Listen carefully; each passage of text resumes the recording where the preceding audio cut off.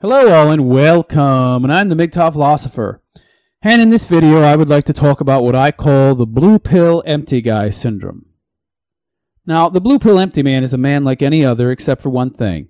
He has a hole inside himself somewhere. Now, when I say blue pill empty guy, I mean that as a man, as an individual, he's not complete. For example, when he's alone, the blue pill empty guy feels uncomfortable. Now, the blue pill empty guy is a guy that feels empty inside, like something's missing. Hence, the blue pill empty guy will always seek to distract himself, always seek to fill up his time with tasks. But you see, one can't stay busy all the time. No one can fill up 24 hours a day, 7 days a week, not entirely. So what is the best way to not have to look at that emptiness? Something he has to do when he's alone. Why, not be alone, of course. Enter the woman, the mate, the live-in girlfriend, or God forbid, the wife. She completes me, he says. She's the missing puzzle piece to my existence. This is something I see and hear all too often. Men falling for this completes me bullshit narrative and believing that the answer to their problems, their feelings of loneliness, of emptiness, is a woman. No. First of all, loneliness is bullshit. People don't feel alone because there's not another person there. Because there is another person there. You! If you are there with you, why would you be lonely? Well, we'll get back to that later. You see, there's this assumption that if you're lonely, that all you need are others around you so that you won't feel lonely anymore. However, that is mistaking the cause of the problem. For the root cause of loneliness has nothing to do with a lack of other people being in your vicinity. No. Instead, it has to do with a lack of self-knowledge and loving oneself and knowing oneself completely. For example, let us say that you were a man that grew up never reflecting on who he is, never taking a close look at your inner self, never getting to know yourself, never stopping to try and understand what makes you tick. But wait, you are you. So you must know you, right? I mean, if you don't know you, who does? You are you, so you must know you. It's that simple, right? Wrong. You see, people have this conceit, this belief, that just because they are themselves, that they are inside their own skin, that by default they must know themselves very well. That's because they think their own thoughts and feel their own feelings and are self-aware, so they must know themselves, right? No, that is a lie. Yes, you do experience your own thoughts and feelings, but where do they come from? Why do you have them? What is the source of all these pesky things? Now, people outside of you, they can also see your actions, and they can guess at your feelings. They can draw conclusions on what you think and feel based on your actions and words. Doesn't that mean that they know you also? And by the way, why do you think some people know you better than you know yourself? Why do you think that is? Well, it's because some people can look deeper and can draw conclusions based upon your actions and link actions to possible feelings and link feelings to possible root causes of those feelings. But do you ever stop and do that with yourself? Or do you only do that with others? And can you really do that very well, if at all, if you can't do it with yourself? Aha! So you see, knowing oneself, it's not as simple as just being inside your own skin. It's really not much different, for example, than being in the same room with someone else. Just because you share a room with them, that doesn't mean you know them. They can hide things from you. And you can oh so easily hide things from yourself as well, by way of not looking deeper. Oh, yes. And boy, oh, is it hard to look deeper. You know, inside each man is an inner darkness, a part of ourselves we just don't like to look at or want to see. However, if we fail to look at some parts of ourselves for fear of what we might find, we end up seeing nothing. In ignoring or failing to gain knowledge about ourselves, we fail to know ourselves at all, really.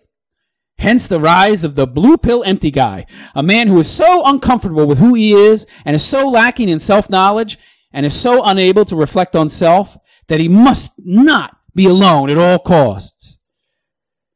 That feeling of emptiness, of not being complete, that's real.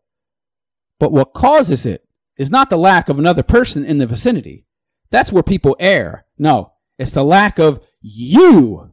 It's the lack of knowledge in regards to who you are, what you are, and why you are. It's a total lack of self-knowledge that in essence makes you a non-person, a person who is literally missing pieces of himself, pieces you cannot see. So to you, they don't exist. And yet you feel their absence, and you interpret these missing pieces as emptiness, blank spaces within yourself, waiting for another person to fill them, to complete you, like the missing pieces in a puzzle. Yet you fail to recognize the truth. A man is not a puzzle waiting to be completed by others. He is a puzzle waiting to be solved and then completed by himself. But it takes strength to look within. Strength and fortitude and courage. Because people don't like what's inside. It scares them.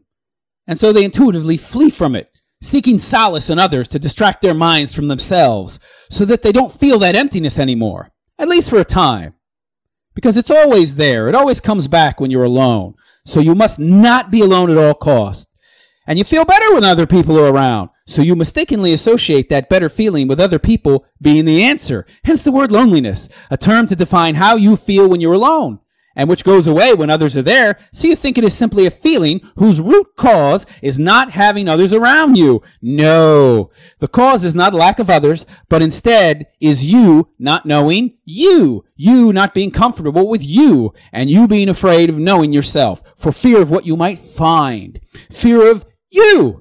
You see, men have mistaken a distraction as the actual cure, and they've confused the lack of others as the cause of their own emptiness. So, what's the real answer to the blue pill empty guy's dilemma? How does he fix the problem? Why, he gets to know himself, of course. Now, how does one do that, you might ask? How does one get to know themselves? Why, the same way you get to know everyone else, of course. You focus your perceptions inward. Ask yourself questions, and not only look closely at the answers you provide yourself, but you must also look deeper to analyze their veracity. I mean, really, if you think it's easy to lie to others, you have no idea how much easier and more effective people are at lying to themselves. But you'll find out soon enough. No. You must go beyond the surface answers you might provide yourself and shine a light deeper inside into the very depths of your being, and then deeper still into the being of your being. You must ask questions and find answers, and then delve even deeper and find answers yet again. You must use your mind, your critical reasoning, to determine the links, the causes that lead to the effects. That you may not currently understand the why of. You must understand the root causes of everything that makes you you, that makes you the man you are. You must know where everything that is within you came from, as well as the why of what formed these root traits that all your feelings and behavior are based upon. So, root to feelings, feelings to effect in the form of action in the real world. In this way, you can know why you do everything you do by understanding what those actions and feelings and thoughts are based upon within yourself. Hence, you must be able to trace effect to feeling to root source and back again from root to feeling to effect. You must know yourself fully, both inside and out, the good, the bad, and the ugly, all of it. For you see, total self-knowledge is the only way to escape the empty man conundrum. It can't be done halfway. Otherwise, there will always be gaps, empty spaces, puzzle pieces that need to be filled, and can only be ignored through distraction via the presence of others and or constantly being busy. Blue pill empty man syndrome manifests itself as feelings of loneliness when alone, of restlessness and discontent in general. And I've told you the cure for that. One must take as much time as required to delve within self. Not physically, of course, but mentally and emotionally, until every aspect of self is explored, known, understood, and no rock or crevice is left unturned. Now, this can lead to some very uncomfortable discoveries, and in turn, possible depression, and some hard realizations about yourself that you may or may not want to face. That's life. And you'll have to come to terms with that and deal with every single revelation and discovery you make. To be honest, it's not an easy process. It can take years and be very painful. And at the end of the process, it might remain unfinished, though you may believe otherwise. Because feelings of loneliness might remain, might persist, of pieces missing, of a problem not yet solved. But that simply means you're still in a form of denial, that you are still hiding from certain truths, that you have not delved deeply enough or fully explored the depths of yourself enough. That just means the job is not complete yet. And the road to self-discovery and full self-knowledge is a hard one, very hard. Even the best people out there might find it to be difficult, as they often find that they're not quite as good or righteous as they had previously believed, let alone those of us who dwell somewhere in the middle, or God forbid, are among the worst of us, and simply don't want to know what lies within. You know, the truth is, most men, they live their lives, their whole lives, without actually knowing themselves.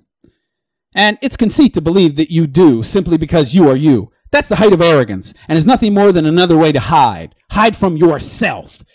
Now, some might ask, if it's such a hard process, why not just find a woman and settle down? As that does the same in terms of making me happy, right? And not lonely. So why go through all the rigmarole that full self-knowledge requires? Well, I would answer in this way. What is happiness if you cannot find it within yourself? Are you really truly happy when you use others to take away loneliness? Essentially, you hiding from you. Or are you simply in denial and using someone else as a substitute for that which is missing within you? Is it really happiness you're feeling, or simply relief at not having to face the emptiness? And if you are really so happy, then why can you not be happy alone? For how can you be truly happy, no matter how close you think you might be to supposed happiness, if you are not happy when you're alone, when you are with yourself? Yes. That is the inescapable rub of it. The loneliness you feel is a sure sign that you do not know yourself. And the only way you can know yourself is to go through the hard work required to do so. Yet there are countless distractions and substitutes that, while not nearly as good, will do and give the illusion of true happiness, and without the hard work required to gain total self-knowledge. And by that token, is it any wonder that so many men pick the path of least resistance and simply fill in the emptiness, fill in that empty feeling with another person who they feel completes them? Because whenever they're around, whenever that person is around them, the feeling of loneliness mostly goes away. And yet, people, it is always there in the background. You cannot quiet it completely or make it go away entirely. It's like a buzz in the background, a background noise. You can engage in as many conversations and distractions as you like, but you'll always be aware of it there, buzzing away in the background. Now that you know what that feeling is, now that you can put a name to it and identify the cause of that emptiness, that feeling that something is lacking, that uncomfortableness you have when alone, when doing nothing, what are you going to do about it? Will you do the hard work of solving the problem? Or will you live an unexamined life of illusory, perhaps near happiness, in which you never really know who you are? I know the choice I would and did make. And gentlemen, I can promise you this. The road to self-knowledge is a powerful one, and leads to knowledge and understanding of self that imparts great wisdom, not just of self, but of others. One who knows and loves themselves doesn't get lonely, because they are a complete human being. There are no missing pieces, no empty spaces unexamined, no puzzle pieces absent that need to be filled. The man who knows himself understands self, and through his exhaustive efforts to do so, he has the tools available to understand others and in turn the world around him. The man who knows himself fears nothing within himself and sees everything that exists within and makes him who he is. He knows his strengths, he knows his weaknesses, where they lie and do not lie. Hence, he can make use of all his resources in regards to where he is the most strong and achieve great things. And where he's the most weak, he can become stronger, more capable, because he knows where his weaknesses lie. You know, learning about yourself, it's perhaps the greatest and most terrible journey you will ever take as a man. And it's also the most rewarding one. More so than you can possibly imagine. I do not exaggerate in this. And if anything, I likely downplay the importance of this journey. And at this point, you have to make a choice. What are you going to do? Are you going to walk the hard road or take the path of least resistance, where others are a buffer between you and the reality of you? I can tell you personally that knowing oneself is the best gift you can give yourself. You become your own best company. You no longer need other people. If you interact with them, it's not out of need. You could spend 20 years alone and not get lonely because you are with the person you know and love most. You! And in that case, you are never alone. And if you find things within yourself that you don't like, you can change them. And if some remnant of some part of you that you change still remains, it'll be nothing more than the wisp of a thought, and it will no longer have any power over you. For a man is what he does, not what he thinks. By the way, the difficulty of full self-knowledge is why the phrase, people don't change, exists. Generally speaking, this is true. But it is only true because, at least in part, most people do not know about the importance of self-knowledge, or that they don't know themselves in the first place. That's one of the really misleading parts of being self-aware. The fact that you are inside your own skin, leading to the conceit that you, of course, know yourself. And that's it. No more analysis is required. I know me. I'm inside my own skin. I'm self-aware. I know myself. I don't need to look any closer than that. Nothing could be further from the truth, people. And yes, this is an affliction that affects most of humanity. And it is why so many men still continue to get married, get into relationships, and are uncomfortable when they're by themselves and suffer from the blue pill empty man syndrome. Even when it's been proven that marriage is the worst deal possible for us men with the current state of affairs, men still enter into it. Because it's the natural solution to loneliness.